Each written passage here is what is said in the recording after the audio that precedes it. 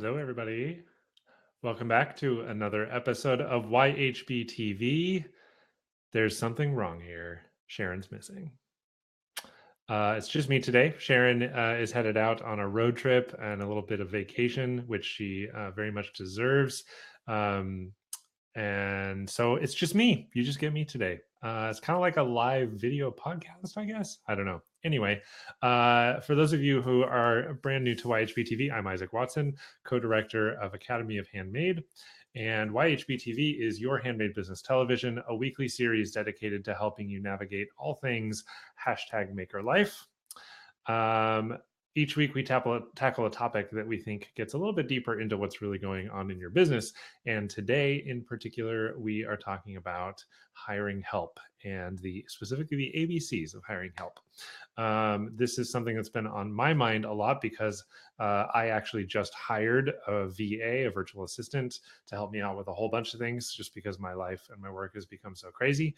And it's been game changing for me, and I can't wait to talk about it. I've learned so many things along the way just in the last 3 weeks or 4 weeks that I've been working with a VA, and I would love to share with you some of the things that I have learned and give you some tips and pointers in case you are also considering hiring somebody, whether that is a VA or production help or somebody doing order fulfillment, whatever it is. I think these principles will apply. So, while everybody gets in here, I would love for you to introduce yourselves in the chat and answer the poll. You'll see the little polls button below the video. If you are new to Crowdcast and you have a question along the way, click the Ask a Question button, and that will allow you to submit your questions, and I will get to those at the end, and we'll talk all about it. So, let's see. Oh, the poll is, what is holding you back from hiring help? And there's several answers there. Maybe there's nothing holding you back because you already have. Maybe you are worried about letting go of control in your business, or you're too busy to train people, or you don't think you can afford it, or you're not sure what you can afford, or maybe it's something else entirely. Whatever it is, we want to know. And I'll revisit that poll in a little bit, and we'll see what that says about the group. All right. I don't see anybody introducing themselves. So lonely. Anyway, before we get into the meat of things, I do want to mention that this episode of YHB TV is brought to you by our Jumpstart program, which is a self-study course that Sharon and I put together to help you get into the nitty-gritty details of your business, focus on understanding your numbers, figuring out what your roadmap is, where point A and point B are, as well as diving into identifying resources that will really help you address problems in your business. There's a green button below the video if you want to learn more about Jumpstart. Like I said, it's self-study, so you can take it at any time, go at your own pace, but it gives you access to some video content from our Jumpstart sessions that we did back in February. It gives you access to the course curriculum and all of the updates that we'll do to that program going forward, which is really great. So without further ado, let's talk a little bit about hiring help. But before I do that, actually, I just have to say, it's really weird to run this all by myself. I know Sharon's done it a few times when I've been absent, either on trips or whatever, but that's kind of weird because I'm just staring at myself in the video instead of looking at Sharon and then looking at the chat. So anyway, if it's awkward, it's me. Hi, Danielle. Thanks for joining us. I'm glad I'm not alone. I see there are people watching. Not everybody is comfortable chatting, or maybe you're listening in while you're busy doing other things. I totally get it. It's just a little weird, but that's just my own social awkwardness. Anyway, so let's talk about some of the benefits there are to hiring help with your business. Number one, and this may be obvious, but when you hire help, that allows you to focus on your area of expertise. Some people call it your zone of genius. Some people call it your star power, whatever it is. It allows you to focus on the things that only you can do, the things that are the most valuable, whether that is designing new products, whether that is being really hands-on with your customers or doing custom work or whatever that is, hiring help allows you to focus on your area of expertise. Another thing that hiring help allows you to do is, and I have experienced this firsthand, there is this magical feeling that I didn't know existed until I experienced it for myself for the first time, where things are getting done in your business at the same time, simultaneously, as things that you are working on. And it may seem silly, but it feels amazing. It's this feeling like you have a little clone or something off in another world doing something that you would otherwise be doing, except you don't have to do it. And then suddenly it's done. And meanwhile, you've been working on something else and you feel twice as productive in your business. It's amazing. It's absolutely amazing. And that combined with the fact that you would be working on things that matter most to what you need to be doing in your business, just makes it's delightful. It feels really good. I experienced this for the first time 2 weeks ago, and I think I posted about it on Facebook or something. Another friend of mine who also has a virtual assistant was like, I know, it's the most amazing thing. And I had no idea that this was going to be possible, but it feels really good to know that things are progressing when I'm sleeping, or when I'm working on something else, or when I'm busy hacking at a to-do list and they're just things that I know I'm not going to get done. They're getting done. So that's one the second benefit. The third benefit, which is kind of related to the first one, is freeing yourself up to be the CEO of your business, not wearing all the hats all the time. Now, back at the beginning of the month, during our State of Making online summit, we had a whole session on being the CEO. I talked to Katie Hunt from Trade Show Bootcamp and Janet LeBlanc from Paper and Spark about CEO mindset and really adopting ownership of your business instead of just being your business. And one of the things that can help you do that, you don't have, this isn't required to be the CEO of your business, but one of the things that hiring help can do is to free up some time to be the CEO and to be thinking strategically. So a perfect example of that. So Academy of Handmade is not my entire job. I am also an event planner, and I had this languishing set of things that I needed to do that were more administrative and even CEO level kind of stuff, with my business, like updating my website with events that I've done in the last year and a half. That's if you talk to anybody who's service-based, or like designers, things like that, keeping your online portfolio updated is like the thing that is the hardest to do, to keep current, because you're just busy doing the work. So why, when are you going to take time to actually do the work to get it all updated? Well, I knew I needed to add these things. I also knew that I needed to add an inquiry form to my website and develop a process for consulting with people who want to do events and things like that. And I just didn't have time to do it myself. So I bring on the VA, and one of the first things I did was I had her do an audit of the website so that I knew what content was missing, and to collect everything into one place. And then I had her work on pulling together the information I need to post the portfolio items. And that was just one of those things that I've been meaning to do for the last year. And the amount of work has just been building up. And finally, I could hand that off to somebody else, and with some criteria and some guidelines, and it got done. And so now I'm this much closer to actually getting that stuff updated on the website, because all the background work has been being done. Hi, Barbara. Welcome. It's good to see you. Basically, it allows you, when you're hiring help, it allows you to step back a little bit from your business and get out of the day-to-day tasks by offloading those to somebody else, and gives you a little bit more breathing room to be the CEO and to think strategically and to think about the things that are important in the long run to your business instead of just the day-to-day. All right. Let's those are three benefits that I came up with. I want to get into the actual ABCs, and I will apologize in advance. I wanted to make them start with the letter A and then the letter B and the letter C. I just couldn't do that. So there are three things, but we're calling them the ABCs. So thing number one, the thing you've got to do before you hire help, no matter what this role is, production assistant, a VA, marketing assistant, social media scheduler, whatever it is, systems. You have to have systems.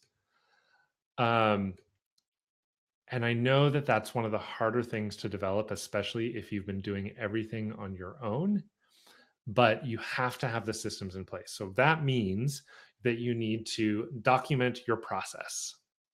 Anything that you think you're going to hand off to somebody else, you need to write it down, stepify it, turn it into steps. First you do this, then you do this, then you go over here, and then you do this. You have to just dump all of that out of your brain, because as independent business owners, as individuals, it's all up here, right? We are like, all the things we do, all the processes we go through, anything that we are doing on a day-to-day basis, it's all contained in our head. We don't need a step-by-step guide for ourselves. The thing is, when you bring somebody on, they don't know what's up in here. You have to translate to them in a way that makes sense. And the best way to do that is to document your process. So if you're thinking about hiring help, one of the things that I would recommend is start either in a paper notebook or in a Google Doc or in Evernote or whatever tool you use. Just start listing out the steps to do things. And you can do this as you do stuff. So let's say you want to hire some production help, and I'm going to say, we'll take Danielle. Danielle's a stationer. So let's say production help would be, I'm just going to make some assumptions about your business, Danielle. So let's say Danielle has a vendor print her cards, and they arrive flat, but they're scored, and they need to be folded, and they need to be basically, they need to be prepped to go out in an order, whether that's to wholesale or to a customer. Okay, so you're going to go through and you're going to make a list. You're going to say, okay, step one, you got to open the box from the printer. Step two, you got to pull out the cards and make sure you have a bone folder, because you're going to need to fold the cards in half along the score line, and then you're going to tuck them into an envelope, and then you're going to put them in a poly sleeve, and then you're going to apply a sticker to it, and then you're going to set it over here in this box where we keep this particular product, and it's ordered by SKU or whatever that is. Document that entire process, A to Z. One of the things that I was thinking about as I was coming up with this, I remember back in I think it was fourth grade. And I don't remember what the lesson, what the point of the lesson was, but our teacher set up this entire table full of jars of peanut butter and jelly and bread. And he put us in groups of 3 or 4. And he said, okay, I want you to give me a recipe for a peanut butter and jelly sandwich. And we were like, okay, that's weird. But so he gave us 10 minutes. And so we got to, okay, how do you make a peanut butter and jelly sandwich? And there was some debate over crunchy versus creamy peanut butter. But by the end, we all handed in our instructions. And so then he put on an apron and he took all of our instructions and started going through them and took them absolutely literally and tried to make a peanut butter and jelly sandwich with each group's instructions. And so depending on how clever we were and how detailed we were, sometimes it wouldn't go very well. So for example, I remember one of the first ones that he did, the instructions were something like, take the bread and put the peanut butter on it, then put the jelly on it and eat it. So he took the wrapped loaf of bread and he put it on the table, and then he took the jar of peanut butter and he put it on the top of the bread, and then he tried to put the jelly on top of the peanut butter jar in its jar, and then was looking at it going, well, how am I going to eat this? So the same, of course, we all laughed. We're fourth graders because it was silly and ridiculous, and he was being totally literal. But what we realize is that when you're writing out instructions like that, you need to be very specific. So all that is to say that you should be very specific when you're documenting your process. And when you're doing that, I would recommend focusing on what I call the 3 R's. Anything that is repetitive, rote, or replicable in your business. So repetitive tasks, things you're doing over and over again. Rote things, kind of the mundane rote tasks that are just like the things that maybe you as a business owner don't even think about, but they are things that you don't need to do yourself and you could pass off really easily. And then those things that you can replicate, situations, scenarios, processes that you can replicate with somebody else to get them down to it. So systems. That's the biggest thing. Out of the ABCs, that is letter A, alpha, the best, most important thing you could do is get your systems in place. All right. I feel like I'm talking a lot. I'm used to passing it off to Sharon and letting her talk so I can breathe for a second. Okay.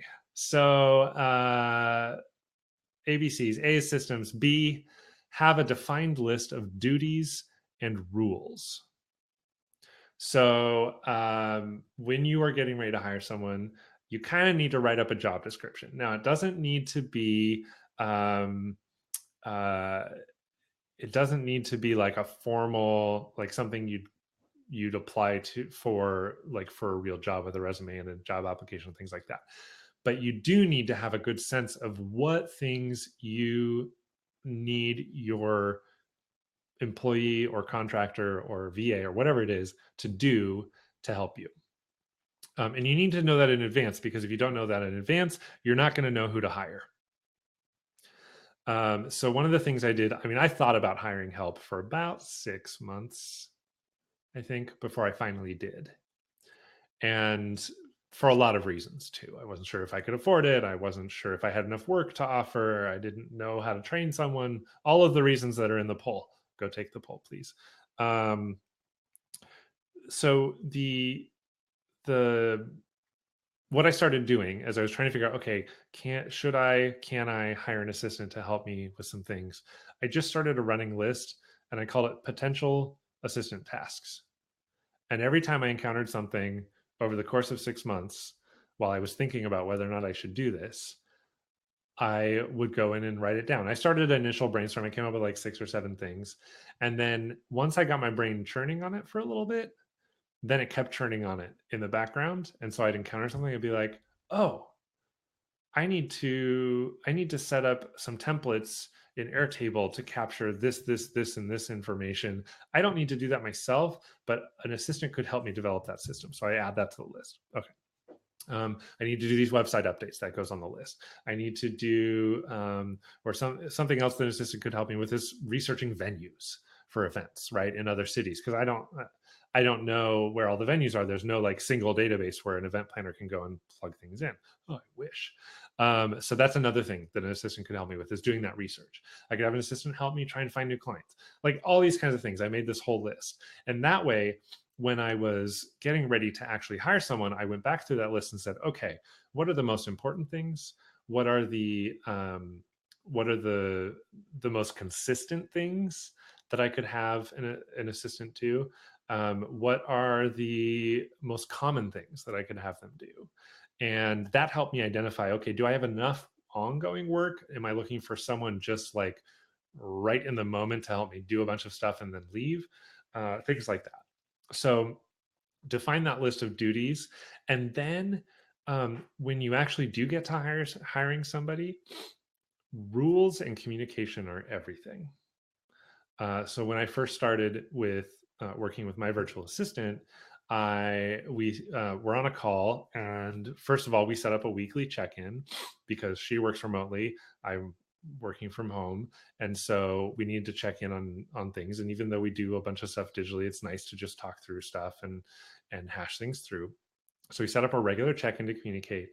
And then we set up some rules, and we just wrote these down. We came up with them off the top of our head. Okay, she's going to check her email inbox twice a week, on Mondays and Thursdays. My rule is that I'm not to add anything to her task list for the week beyond our Monday check-in call. So anything that comes up during the week, it's got to be something. If I'm going to add it to her plate, I'm going to do it for the following week. So I'm not doing a bunch of stuff last minute, and that kind of sets expectations for us, right? If there's an emergency task and I do need her to do something last minute, I need to text her instead of emailing, because she's only checking 2 times a week, right? So just setting up those parameters. How are you going to work together? Let's take the example of a production assistant, because that's a lot of, I would say virtual assistants and production assistants are probably the two most common hires for a maker and a maker business. If you're doing a production assistant, or having somebody come in to help you manage orders or fulfillment or anything like that, what are the rules? What are their work hours? How many hours are you going to guarantee a month or a week, if you're going to guarantee any? How much notice do you need to give them before they need to come in and help? What is their process for figuring out what pieces need to be made? All those kinds of things are really good rules to have in place that are going to set you up for success. And then communication is everything.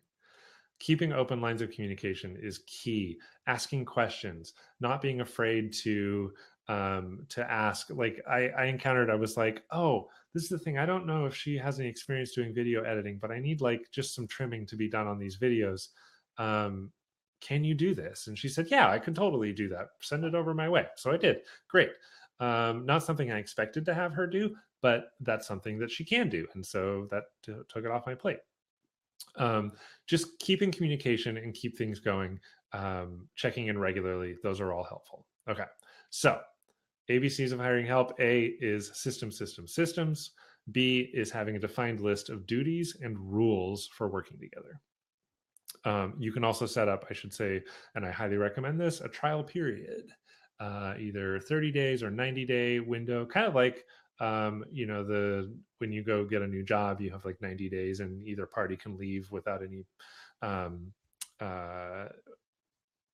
repercussions or anything like that. That is perfectly normal to do.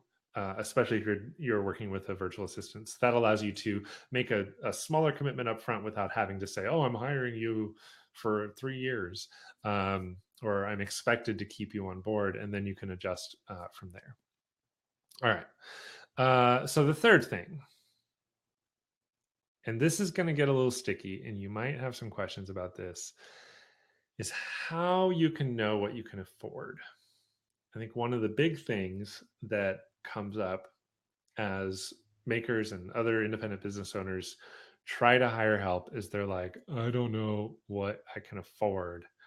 I didn't know what I could afford or how much I was expected to pay for hiring somebody. So I'm going to walk you through some math. And this may seem like some really weird math, but I think if you start doing it, you're going to start seeing what I mean. And I hope I can explain this well. So feel free to ask questions as we go, and I'll see what I can do. So let's say, so in an ideal world, you all know how much your time is worth. And I know that's another big thing that comes down to pricing and valuing your time and things like that. But let's just say for pretend make-believe purposes that your time is worth $50 an hour. Okay. I would argue that your time is at least worth that. But I know that's not always the case, depending on what stage you are in your business, and how your product pricing is set up and how much work you're doing. So let's just say if your time is worth $50 an hour and you are in this position where there's not enough time in your day to do what you need to do to keep your business going. Okay. That's like point number one, where you're like, I think I might need help. I can't do this all myself. So you're worth $50 an hour. Then let's say that for whatever role it is that you decide you want to hire for, let's just say that person costs you $15 an hour. That's not uncommon for a virtual assistant rate. Some are anywhere from 15 up to 30, depending on the specialization of their tasks. Could be more. I'm not putting a hard number on this, but let's just say for these purposes, the person you're going to hire is $15 an hour. That's also this like target minimum wage in a lot of places. I know Seattle and Portland are both really big on increasing the minimum wage to $15 an hour. So let's just say $15 is a good baseline. Okay, here's where the math gets crazy. So if you are taking your $50 an hour work and you're pushing that off to somebody who costs $15 an hour, that means that they are doing it for 30% of what it costs for you to do it. Okay. So 15 divided by 50 is 0.3. That turns out into 30%. Okay. So if you follow me that far, that's the pretty easy part. Now, if you take what's left over, that's 70%. And I hope this math works out. It does in my brain. I hope this math works out. That 70% of the equivalent of your time is, so out of an hour is 42 minutes.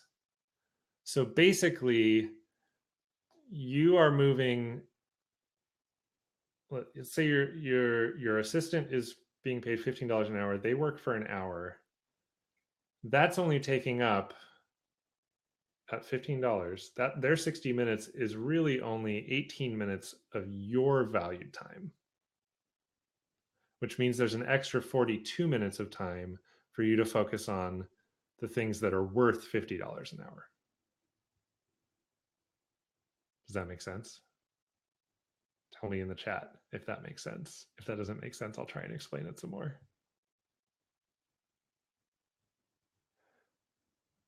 I'm seeing crickets. It means you're all going, huh? So I'll walk through it again. Your time is worth $50 an hour. Your assistant's time is worth $15 an hour. Okay. If you're doing all the work in your business, oh, thank you, Alea, or Alaya. She says, I understand the way, didn't understand the way you explained it, but I understand what you're trying to say. Yeah. See, this is where the words are not explaining the math very well. And I'm sorry. So if you're doing all the things in your business, you're doing it all for $50 an hour, if that's what your time is worth. If you're offloading some of the things in your business to somebody that's only worth $15 an hour, that means that they in 1 hour are accomplishing what is the equivalent of what should be 18 hours of your time, dollar for dollar, right? So $15 of your time is only 18 minutes, but $15 of their time is an hour. So what they're doing is, even if that takes a full hour of their time, that's giving you an extra 42 minutes of your time, cost-wise, to focus on the things that are most important in your business. All right. I don't know how else to explain that. I'm going to have to think about that. And if I do, I'm going to write a blog post on it. But basically, yay, Barbara got it. Yes. Basically, so let me just walk through. Yes, Elia, I'm sorry if I'm mispronouncing it. It's either Elia or Alea. Dollar for dollar, if they work as quickly as you do, you'll save 70%. That is true. That is absolutely true. And Danielle says, similar to the saying, you can't make $1 million business doing $10 an hour tasks. That is also absolutely true. So there's another way of looking at this money-wise, and this is gonna this approach is more from like a digital product and like online business strategy. But my friend Brianne at My Name is Brianne Consulting wrote up something recently about she's talking about passive income and the myth of passive income. And she talked about some math, and I'm just going to read you what she wrote. And maybe this will also help you. This is coming at it from a different perspective, and it uses some really big numbers that don't typically match with a maker business, but I'm hoping you can get the concept. So she says, let's say you have a product that sells for $2,000. Okay, so she often works with coaches and strategists and things like that that are selling packages and coaching calls and things like that for high dollar amounts. So let's say you have a product that sells for $2,000. She says take that price and divide it by 2 or multiply it by 50%, however you want to approach that. So that amount, that is the total amount that you can probably afford to spend on the labor side of the equation. So she's talking about basically out of a total, out of your total product price, she had set up that 50% of that is profit, and then 50% of that is everything else that it takes to make that. So if every out of every $2,000 sale, that is you slice it in half, and that is the total amount that you can probably afford to spend on the labor side of the equation. That includes your own labor and whoever you're hiring. So out of every $2,000 sale, you can spend $1,000 of that on labor. That's your labor, your team's labor, everybody's labor. And then she divides up the other $1,000 for everything else, for taxes and hard costs and non-labor expenses and things like that, and profit. So she says, sorry, I'm scanning through this. So if you only have capacity to create, sell, and deliver 5 $2,000 products, that's $10,000 total in revenue in a single month, then that means that at most you can spend $5,000 on labor. So $2,000 for a product times 5 products in a month, that's $10,000. Divided in half, that's $5,000 that you can have in labor. I hope you're following me. If you're not, it's okay. Focus on the first part. So out of that $5,000 in labor, you have an option. You can pay yourself $5,000. You can take $3,000 of that and spend the other $2,000 of it on your team, or you can farm out all the work and spend all $5,000 on other people. So the thing is, if you do the second option, which is taking part of it and then hiring out part of it, that if you're doing all the labor yourself, that's your capacity. You don't have any capacity to make or sell any more products than that. But if you're splitting it up, then that frees up your capacity so that you can focus your labor on selling more products or making more products or whatever, however that is that fits in your business, while your team is focused on the labor involved in selling those 5 things. So anyway, that's another way to look at it. I'm going to post a link in the chat about that in case you're interested in learning more. But basically, my point being that there's a certain amount of trust that you have to place in the process of hiring somebody. There's a rocky start. You have to make an initial investment, but ultimately it's going to free up your time to do the things that you can focus on best and you can do best and that are worth the most for you to do as the owner of your business, that will give you the capacity to scale and to either make more or sell more or seek more wholesale accounts or whatever that is to ultimately increase your revenue, which will then continue to allow you to pay the help. So let's get a little bit more practical though. If you're thinking about hiring help, you may just not have the cash flow to do that. And that is a perfectly valid concern. And that was something that came up with me as well. So basically what I had to do is I waited until I had enough event contracts coming in that I had extraneous income instead of, I got past the point where I was living the equivalent of paycheck to paycheck. It was like invoice to invoice. So I had surplus money, which meant that I could actually divert that to an assistant confidently. If you're not able to do that, one thing that I would recommend doing is start now by saving up a little pool of money dedicated to hiring help. So maybe you say 5% of all of my sales I'm just going to set aside in a savings account or earmarks or just like put over here and just put this in my help fund. And then as that grows, as you continue working, you continue documenting your processes, you continue creating your list of things that people may be able to help you with in the future, then you will get to a point where you're like, oh, you can start to do the math. Okay, well, if I hire someone at $15 an hour and they work 10 hours a month, that's $150 a month.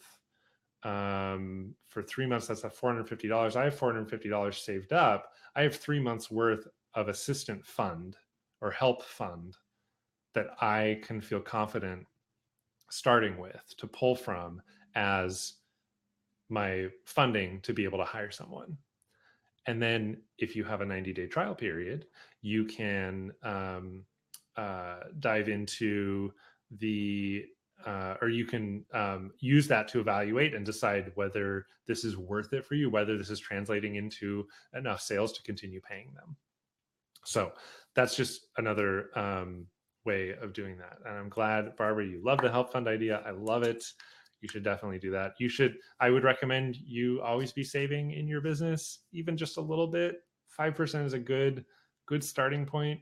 I think I would recommend shooting for 10, especially if you have growth in your brain. If you want to grow your business, that's going to really help you save up. But yeah, I'd start with 5%. If you can't do that much, do a little bit. If you can do a flat fee, you're like, oh, I can do $50 a month, or I can do $100 a month, or whatever that number is that fits within your finances.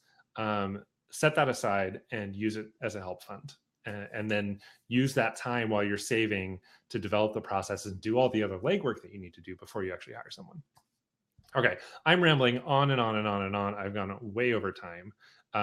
And Sharon's going to laugh at how long I went rambling about math and things like that.